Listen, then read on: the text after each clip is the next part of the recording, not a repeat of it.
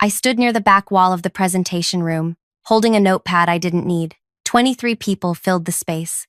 Investors from Grandstone Holdings, senior partners from our firm, and him, Dalton, the VP who'd arrived 6 months ago with a reputation built on deals he'd supposedly closed at his last place. He was talking about overseas operations, specifically how the target company's international divisions had hidden weaknesses that most analysts would miss, how the numbers looked healthy on the surface but revealed serious problems once you dug deeper, how restructuring their European and Asian branches before finalizing the acquisition would save millions.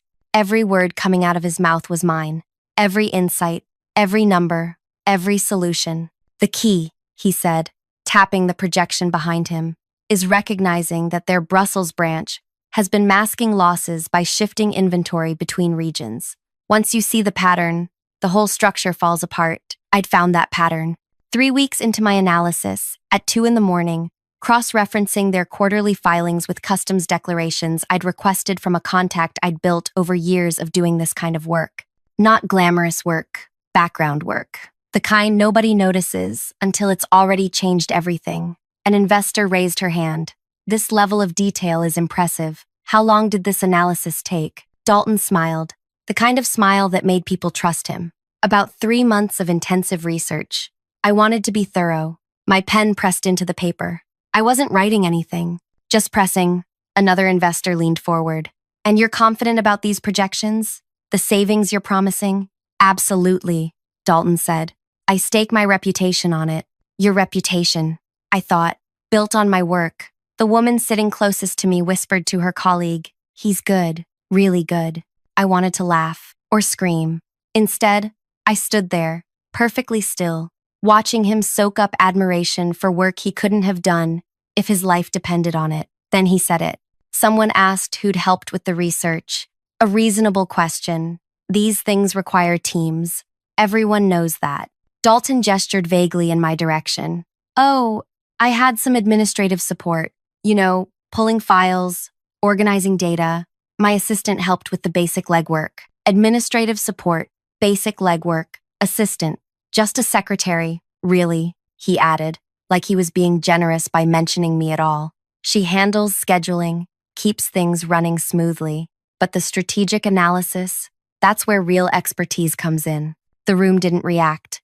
Why would they? To them, I was furniture. Useful furniture, maybe, but nothing worth noticing. I felt something shift inside me. Not anger. Anger would have been hot, impulsive. This was colder, clearer. The kind of clarity that comes when you finally see a situation exactly as it is. I'd spent 8 years at this firm. 8 years building relationships, learning how deals actually worked, developing instincts that most people with graduate degrees never acquired. I'd started young, right out of college, answering phones and managing calendars for Gregor, the partner who ran mergers and acquisitions back then. Gregor saw something in me early on, maybe because I asked questions, maybe because I actually read the briefings I was supposed to file. Maybe because I started spotting inconsistencies in proposals before the analysts did. You've got a brain for this, he'd told me once, late on a Thursday night when we were preparing for a huge negotiation. Most people see numbers. You see what the numbers are hiding. He'd started pulling me into meetings, not as a participant, but as an observer. Watch their faces when we mention valuation, he'd whisper. See how the CFO just tensed up? That number scares him, which means it's probably accurate. I learned more in those quiet observations than I ever could have in any classroom. How to read people, how to track patterns, how to know when someone was lying about their company's health, how to find the truth buried in hundreds of pages of financial statements. Gregor got promoted 18 months ago, moved to head the entire division. I was happy for him. He deserved it. Then Dalton arrived. You're going to love working with him, Gregor had said, introducing us. Dalton closed the Beaumont deal at his last firm. Really sharp. Dalton had smiled at me that same trust-building smile. I'm sure we'll work great together. I believe in strong teams. Strong teams. Right. The first month was fine. Normal. I managed his schedule, handled his calls, prepared briefings for his meetings. Standard work. Then he started asking me questions. Small ones at first. What do you think of this valuation? Or, Does this timeline seem realistic to you? I answered honestly, pointed out potential problems, suggested alternatives. It felt good, actually, like maybe he valued my input.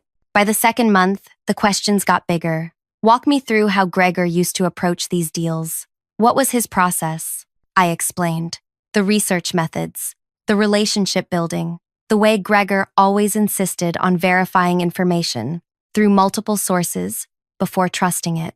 Smart, Dalton had said. I knew there was a reason this firm had such a good track record. Month 3, he handed me the Grandstone acquisition. I need deep background on this. Everything you can find. Their operations, their finances, their people. Can you handle that? Can I handle that? I'd been handling that kind of work for years, just never with my name attached to it. Of course, I'd said. I dove in, spent nights rebuilding their financial models from scratch, because the ones they'd provided didn't match their public filings. Found connections between their subsidiaries that explained some unusual transactions. Discovered that their fastest-growing division was actually hemorrhaging money through a complex structure that shifted losses between countries. The Brussels inventory scheme, the Asian branch inflation, the European restructuring opportunity, all of it, every piece. I wrote it up, clearly, thoroughly, handed it to Dalton with a full breakdown of what I'd found and what it meant. This is excellent work, he'd said, barely glancing at it. Really excellent. I'll take it from here. I'd felt proud, useful, like I was contributing to something important. Then came the presentation. Today, right now, with him standing up there claiming everything I'd discovered as his own brilliant strategy. Just a secretary. The meeting wrapped up. Investors shook Dalton's hand, congratulated him. One of them mentioned bringing him in on another deal they were considering. I'd be honored, Dalton said. This is what I do, finding the truth in the numbers. Finding the truth in the numbers. My phrase. I'd said that exact thing to him 6 weeks ago when explaining how I'd uncovered the Brussels scheme. I walked back to my workspace. Not fled, not stormed off, just walked, purposefully, like I had work to do. Because I did have work to do. My name is Iris, and I just decided that being underestimated was about to become the most expensive mistake of Dalton's life. I sat down and opened my personal laptop, the one I used for correspondence that wasn't company business. 2 weeks earlier, I'd received a message through a professional networking site from Keller Briggs, CEO of Grandstone Holdings. The company Dalton was currently charming in the other room. The message had been brief. Someone suggested I reach out to you. Dalton and I worked together years ago. Before we finalize anything, I wanted to get your perspective on him. Off the record, I value honest opinions. I'd responded professionally, carefully, mentioned that I supported merger preparation work, didn't say much else. It wasn't my place to comment on my superior, and I genuinely believed at that point that Dalton and I were working together. Now, sitting at my workspace, while he probably scheduled celebration drinks in the other room, I opened a new message to Keller. Before I continue further, I need to say thank you to everyone who's been listening so far. Your support means everything. It's what keeps these stories going. If you're finding this worth your time, I appreciate you being here. Now, back to the story. I started typing. Mr. Briggs, I hope this message finds you well. I need to bring something important to your attention regarding the analysis presented today. The financial projections you received contain significant inaccuracies. Specifically, the liability calculations for the overseas subsidiaries are incorrect. The Brussels branch isn't just masking losses through inventory shifts. There are additional unreported obligations that weren't included in today's presentation. The risk exposure is substantially higher than what was discussed. I paused. Reread it. This wasn't emotion. This wasn't spite. This was information he needed to know. Information that could save his company from a disastrous acquisition. I continued. I'm attaching my original analysis, the complete version. You'll notice discrepancies between what I found and what was presented today. I believe your legal team should verify these findings independently before any agreements are finalized. The numbers matter, and these numbers are wrong. I attached my files, the real ones, the detailed breakdowns I'd spent 3 months creating, the ones that showed not just problems, but the actual depth of those problems, the ones Dalton had taken and then softened, made prettier, made more appealing to investors who wanted to hear good news. My finger hovered over the send button. This would end the deal. Absolutely end it. $2 billion of negotiations, gone. Dalton's reputation, destroyed. Possibly my job, finished. But here's what I knew that Dalton didn't. I understood the actual numbers, the real situation. And if Grandstone went through with this acquisition based on the fantasy version Dalton had presented, they'd lose far more than $2 billion. They'd lose everything. Keller deserved the truth, even if that truth burned everything else down. I clicked send, closed my laptop, went back to organizing files like nothing had happened, because that's what secretaries do, right? We organize files, handle administrative tasks, keep things running smoothly, while the real experts do the important work. 32 minutes passed. I know, because I counted them. Then Dalton's phone started buzzing. He looked at it, frowned, rejected the call. The buzzing stopped for maybe 10 seconds, then started again. Same number. This time he answered, stood up from his workspace, walked toward the windows. I couldn't hear his words, but I could see his posture. Straight at first, confident, then gradually bending, shoulders curving inward like he was trying to make himself smaller. The call lasted 4 minutes. When he hung up, he stared at his phone like it had just bitten him. Then it rang again. Different number. He answered immediately. Yes, I can explain. There must be some misunderstanding. No, I had the files reviewed by our entire team. What discrepancies? He went silent, listening. His free hand came up to his forehead, pressed against it. I need to pull the original research, he said finally. Give me 20 minutes. I'll send everything over. He hung up, stood there for a moment, then turned and walked straight toward Gregor's workspace. I kept organizing files. Alphabetical order. Very important work. 10 minutes later, both of them came out. Gregor looked puzzled. Dalton looked like someone had just told him his house was on fire. Iris, Gregor said, can you pull all the research materials for the Grandstone project? Everything. Original sources, your notes, all of it. Of course, I said. Calm, professional. When do you need it? Now, Dalton said. His voice had an edge I hadn't heard before. Right now. Okay. I opened my filing system, started pulling folders, took my time. Not slow enough to be obstinate, but not rushing either. Just thorough. The way good assistants are thorough. I handed Gregor a stack of materials. My original analysis, the raw data, the sources I'd used, everything I'd given Dalton 3 weeks ago. Gregor flipped through the first few pages. His expression shifted. This is detailed, really detailed. Iris is very thorough, Dalton said quickly. She helped gather the background information. Helped gather? Gregor looked up. Iris, did you write this analysis? I met his gaze. I compiled the research Mr. Dalton requested. He asked me to dig into their overseas operations, find any weaknesses or concerns. That's what I found. And the Brussels inventory scheme? The liability calculations? Those came from cross-referencing their quarterly filings with import declarations, I said. Took about a week to spot the pattern. Then another week to verify it through secondary sources. Gregor looked at Dalton. Dalton looked at the floor. Why is Grandstone's legal team saying the numbers don't match what was presented today? Gregor asked. Dalton's jaw tightened. There may have been some adjustments for presentation purposes to make the opportunity clearer to investors.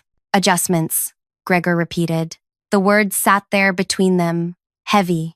The core analysis was solid, Dalton said. I just highlighted the positive aspects. That's standard practice. You know that.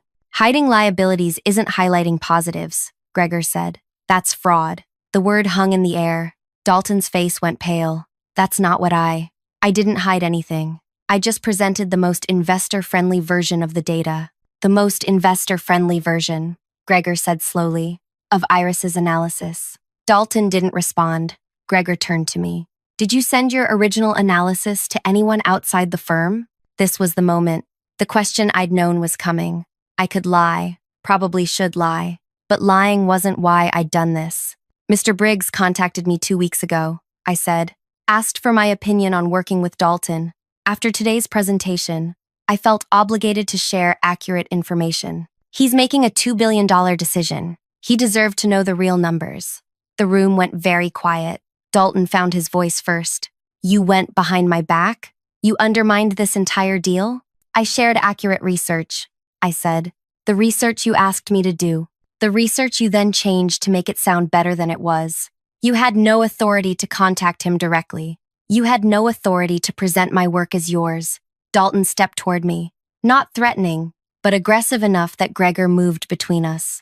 Enough, Gregor said. Dalton, go back to your space. I need to handle this. Handle this? She just destroyed a $2 billion merger. A merger built on falsified projections, Gregor said. Using research she did that you took credit for. Go, now. Dalton left. I could hear him on his phone before he even reached his workspace, voice rising, trying to do damage control with someone. Gregor sat down in the chair beside my workspace, looked at me for a long moment. How long has this been going on? He asked quietly. The Grandstone analysis? 3 months. No, him taking credit for your work. I considered that, since he started, but it got worse with Grandstone. Before that, it was smaller things. Ideas I'd mentioned that would show up in his presentations, insights I'd shared that became his observations. I thought maybe that was just how teams worked. Everyone contributes, the senior person presents. That's how teams work when the senior person acknowledges the team, Gregor said. What he's doing is theft. He called me a secretary, I said. The words came out quieter than I intended. In front of everyone. Said I just handle scheduling and pull files. Like the last 8 years didn't matter. Like I was invisible. Gregor nodded slowly. I should have warned you. When Dalton came here, I heard rumors from his last place. That he was good at taking credit. I thought maybe it was just office politics. People being petty. I didn't realize that he'd do it to me. That he'd be stupid enough to do it with work this significant. Gregor finished. And careless enough to falsify the data on top of it. His phone buzzed. He glanced at it. Grandstone's board is convening an emergency session. They want to talk to whoever did the original analysis. That would be me, I said. Yes, Gregor said. He stood up. I need to make some calls. Don't go anywhere. I wasn't planning to. Where would I go? I just imploded a $2 billion deal and exposed my superior as a fraud. Not exactly a situation you walk away from. 20 minutes later, Gregor came back. Keller Briggs wants to speak with you. Video call, 5 minutes. My stomach did something complicated. What should I say? The truth, Gregor said simply. That's all you've been saying. Don't stop now. The call connected. Keller Briggs appeared on my laptop screen. He was older than I'd imagined, maybe 60, with gray hair and sharp eyes that suggested he didn't miss much. Iris, he said. Thank you for taking this call. Of course, Mr. Briggs. I've been reading your analysis, the real one. It's impressive work, extraordinarily thorough. Thank you. It's also devastating. If even half of what you found is accurate, this acquisition would have bankrupted my company within 2 years. I didn't know what to say to that, so I said nothing. I need to know, Keller continued, why you sent this to me, after the presentation was already done, after your firm had already committed to this deal. Because the numbers were wrong, I said. The version presented today wasn't accurate. The liabilities are substantially higher than what was discussed. The restructuring costs are nearly double what was projected, and the timeline for profitability is off by at least 18 months, maybe more. And you felt obligated to tell me this. Yes, even though it would end the deal. The deal should end, I said. Based on real information, it's a bad acquisition. You'd be buying problems you can't afford to fix. Keller was quiet for a moment. Your colleague Dalton called me 15 minutes ago, said you were disgruntled, that you'd falsified some of the research to make him look bad. Something cold settled in my chest. I didn't falsify anything. I know. I had my team start verifying your sources while we've been talking. Everything checks out. In fact, you found issues our own analysts missed. He leaned forward slightly. Tell me something. How long have you been doing this kind of analysis? 8 years, but not officially. I assist with research and preparation. You do more than assist, from what I can see. This is senior analyst work, possibly better. I enjoy the work, I said carefully, but not the recognition. Apparently not. Keller smiled. It wasn't a happy smile. Dalton did something similar at his last firm, took credit for a junior analyst's work on a deal. We didn't find out until after he'd left. By then it didn't matter. This time, it matters. He paused. My board is voting to terminate all discussions with your firm. Not because of you, because we can't trust information coming from people who falsify projections and steal credit. But I want you to know something. The work you did, that level of analysis, I need people who can do that. I appreciate that, I said. I'm serious. When this settles, call me. We should talk about what real opportunities look like. The call ended. I sat there, staring at the blank screen, trying to process what had just happened. Gregor appeared in the doorway. Grandstone's pulling out, completely. They're also filing a complaint with the industry board about Dalton's conduct. I know. You just tanked a $2 billion merger, Gregor said. I know, I repeated. Good, he said, because it needed to be tanked. I looked up at him, surprised. I read your full analysis while you were on that call, Gregor continued. The real one. Iris, this deal would have ruined both companies. Grandstone would have collapsed under the debt, and we would have been liable for providing fraudulent projections. You didn't just save Keller's company. You saved ours. I didn't do it to save anyone, I said honestly. I did it because he called me a secretary, and because I was tired of being invisible. Well, Gregor said, you're not invisible anymore. He was right about that. By the end of the day, everyone in the firm knew what had happened, knew that I'd contacted Grandstone directly, knew that I'd exposed Dalton's falsified projections, knew that a massive deal had died because of it. The reactions were mixed. Some people looked at me with respect, others with suspicion, a few with outright hostility.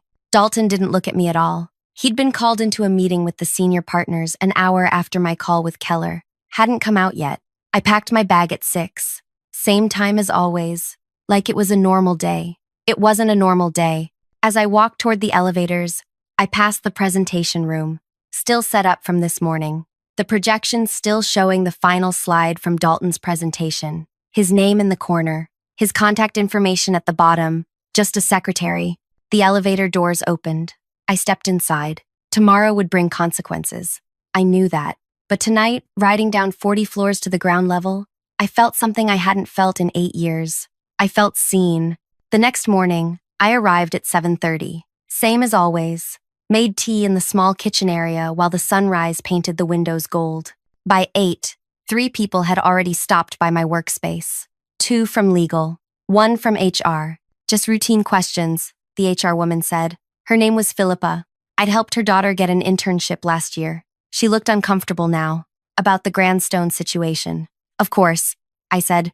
We went to a small meeting space. Nothing intimidating, just questions. When had I first contacted Keller? What had I shared? Had I taken any proprietary information outside the firm? I answered everything honestly, showed them the messages, explained my reasoning. You understand this is highly unusual, Philippa said. Contacting a client directly, sharing internal analysis without authorization. I understand. You could have come to Gregor first, or to senior management. I could have, I agreed. But by then, the presentation was done. The damage was happening in real time. Keller needed to know before he signed anything. So you took it upon yourself to decide what information he should have. No, I said. I gave him the information he should have received in the first place. The accurate information. Before someone convinced him to spend $2 billion on a disaster. Philippa made notes, asked a few more questions, then said I could go. I went back to my workspace, tried to focus on regular tasks. Couldn't. At 9:45, Dalton walked past, moving quickly, carrying a single box. His face was blank, empty. He didn't look at anyone. Someone whispered, "Did he just get fired?" Gregor appeared 20 minutes later. "Can we talk?" We went to his workspace. Actual workspace now, not the previous partner suite. He'd turned down the bigger space when they'd promoted him. Said he liked being close to the team. "Dalton's gone," Gregor said without preamble. Effective immediately. The senior partners reviewed everything last night, found 3 other deals where he'd done similar things. Taken credit for other people's work, exaggerated projections, cut corners on verification. I absorbed that. 3 others. At least 3. Possibly more. They're still investigating. He leaned back. The Grandstone situation forced them to look closely. They didn't like what they found. And me, you're not fired, if that's what you're asking. But there are concerns. About protocol. About chain of command. About going outside the firm. I understand. Do you? Gregor asked. Because I need to know if you actually regret what you did, or if you'd do it again. I thought about that, really thought about it. I regret how it happened, the timing, the chaos, but the core decision, telling Keller the truth? No, I don't regret that. Gregor nodded slowly. That's what I thought.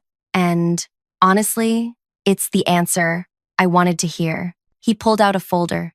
The partners want to restructure how we handle research and analysis. They realized we've been wasting talent. People who understand the work but don't have traditional credentials or titles. People like you. What does that mean? It means they're creating an official analyst position, full role, proper title, fair compensation, and they want to offer it to you. I stared at him. You're serious? Completely. You've been doing this work for years. It's time we acknowledge that. Time we paid you for it. Time your name went on the analysis you produce. What if I say no? Then you say no, but I hope you won't. He slid the folder across. Look it over. Think about it. Let me know by Friday. I took the folder. Why are they doing this? After I just destroyed a huge deal. You didn't destroy it. You exposed it. There's a difference. And because Keller called me this morning, said he's considering future projects with us. But only if you're the one handling the analysis. He trusts you. That trust is worth more than any single deal. After Gregor left, I opened the folder. Read through the offer. The title, Strategic Analyst. The salary, triple what I'd been making. The responsibilities, exactly what I'd been doing unofficially for years. At the bottom, a note in Gregor's handwriting. You earned this 10 times over. Stop hiding your light. I sat there for a long time, holding that folder. 3 days later, I signed the papers. Became officially what I'd been unofficially for 8 years. The transition was strange. Same workspace, same colleagues, but different reactions. Some people congratulated me warmly. Others seemed confused. Like they couldn't quite reconcile the person who'd answered phones with the person now analyzing multi-million-dollar deals.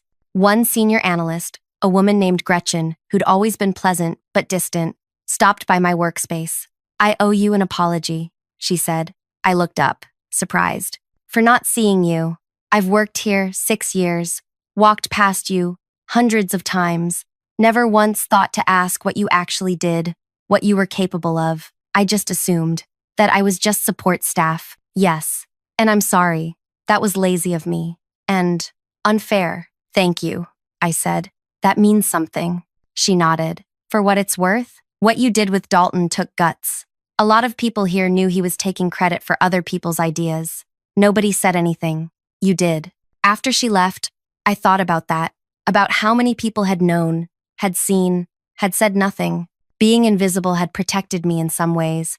Let me learn without pressure. Let me build skills without scrutiny. But it had also trapped me, made me easy to exploit, easy to dismiss. Just a secretary. I wasn't invisible anymore. And that brought its own challenges. 2 weeks after accepting the new position, I got a call from Keller Briggs. I meant what I said, about talking when things settled. Are you interested?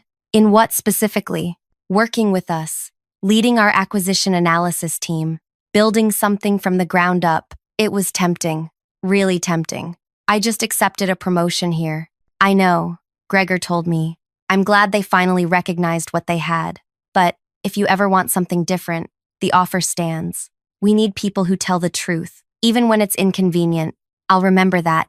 Good. And Iris, thank you for what you did. My board ran their own analysis after you sent that information. You were right about everything. The hidden liabilities, the restructuring costs, all of it. If we'd gone through with that acquisition, it would have destroyed us. I'm glad I could help. You did more than help. You saved us. After we hung up, I sat with that for a while. Saved them. By telling the truth. By refusing to stay quiet when quiet was easier. I heard later, through professional networks, that Dalton tried to get hired at 2 other firms. Both turned him down. Word had spread about the falsified projections, about taking credit for other people's work, about what happened at Grandstone. Reputations in this industry are built slowly and destroyed quickly. He'd destroyed his. Part of me felt bad about that. Small part, the part that remembered him being pleasant those first few weeks. Before I understood what he was doing, but mostly I felt nothing. He'd made his choices, stolen credit he hadn't earned, falsified information that could have ruined people, and he'd called me a secretary, like it was an insult, like I was beneath notice. He'd been wrong about that. 6 months passed. I settled into my new role, started leading projects officially instead of ghostwriting them for other people. My name appeared on analysis reports. Clients started requesting me specifically. It felt good, strange, but good. One afternoon, I was working on a potential acquisition in the manufacturing sector when my phone buzzed. Unknown number. Is this Iris? A woman's voice. Young, nervous. Yes. Who's this? My name is Rowan. I work at Hartfield Group. I heard about what happened with you and Dalton, about the Grandstone deal. Okay, I said carefully. My boss is doing the same thing, taking my analysis, presenting it as his own. I've been here 2 years and I'm so tired of being invisible, but I don't know what to do. Everyone says that's just how it works, that you pay your dues and eventually you get recognized. I closed my laptop. Where are you right now? At a cafe near my work, on my lunch break. Do you have evidence? Documentation showing what you've actually done? Yes. I keep copies of everything. My supervisor taught me that. She said, always protect yourself. Smart supervisor. Listen to her. I paused. What you're describing isn't paying dues. It's exploitation. And it doesn't get better by waiting. It gets better by forcing it into the light. But how? I can't just expose him. I'll lose my job. Maybe. Or maybe you'll gain your career. I can't tell you what to do, but I can tell you what I learned. Being underestimated only works as a weapon if you're willing to use it. And using it means risking everything. She was quiet for a moment. Was it worth it? What you did? I looked around my workspace, at my name on the door, at the analysis I was doing openly, with full credit, at the career I'd built from nothing, despite everyone assuming I was just furniture. Yes, I said. It was worth it. We talked for another 20 minutes. I didn't tell her what to do, just shared what I'd learned, how I'd documented everything, how I'd built relationships outside my immediate superior, how I'd finally stopped waiting for someone to notice me and forced them to see. After we hung up, I thought about all the people like us, doing the real work while someone else took the applause, staying quiet because speaking up felt too dangerous. I thought about Dalton, wherever he was now, probably still blaming me for his failures instead of his own choices. And I thought about Keller's offer, still open, still waiting. I wasn't ready to leave yet, still had work to do here, credibility to build, a career to establish on my own terms. But someday, maybe, someday I'd build something from the ground up, somewhere people got credit for the work they actually did, somewhere being smart mattered more than being charming, somewhere secretaries were recognized as the analysts they'd always been, just not today. Today, I had an acquisition to evaluate, with my name on it, my analysis, my reputation. Just a secretary, Dalton had said. He'd been right about one thing. I was just a secretary, until I decided I was something more. And then, nothing could stop me. Before I close this out, I want to say thank you for listening all the way through. If this story resonated with you, if it made you think about the invisible people doing real work everywhere, do me a favor, hit that like button. Leave a comment telling me where you're from and if you've ever felt overlooked like this.